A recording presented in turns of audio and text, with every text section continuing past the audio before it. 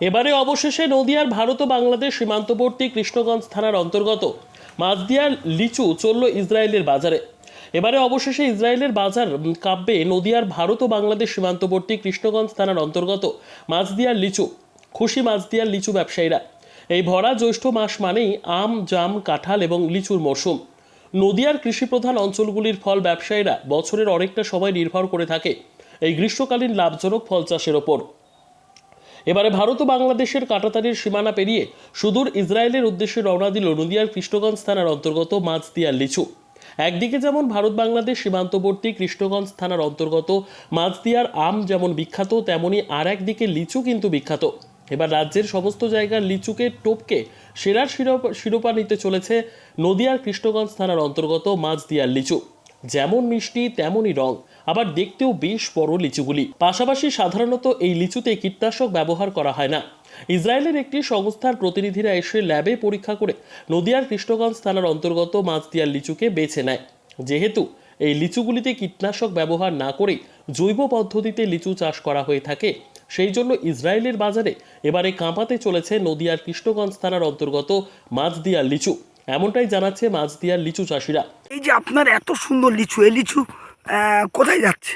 এ দেশের থেকে বিদেশেও যাচ্ছে, এখানে বম্বে হয়ে বিদেশেও যাচ্ছে, বিদেশে ইসরায়েল পর্যন্ত এই লিচু চলে যাচ্ছে। আপনার কাছে ইসরায়েলের লোকেরা এসেছিল, এসছিল ব্যবসাদাররা? ব্যবসাদাররা। আর সেই লিচুটা কত দামে বিক্রি করলেন?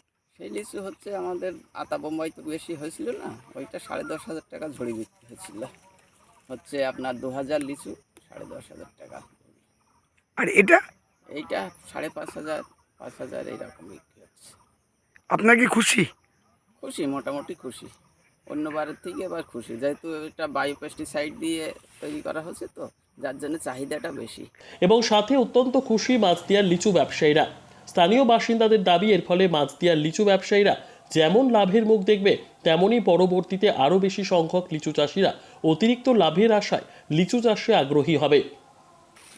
এটা মূলত যখন মুকুল আসার আগে একবার স্প্রে করি, তারপর মুকুল আসার পরে স্প্রে করা হয় ফাঙ্গিসাইড, বায়ো ফাঙ্গিসাইড ব্যবহার করা হয়। তারপরে যখন ফল গাছে, তখন থেকেই এর কীটনাশক বলতে বায়ো কীটনাশক যেটা, ওইটা ব্যবহার করা হয়।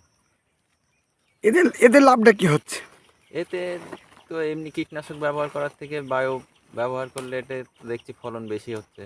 পোকাও অন্যবার যেমন এমনি কীটনাশক ব্যবহার করলে পোকা লাগে, দেখলাম বায়োতে পোকা নেই লিচু এবার, বুঝলেন। এটা স্বাস্থ্যের পক্ষে উপকারী। Bureau report, PB news.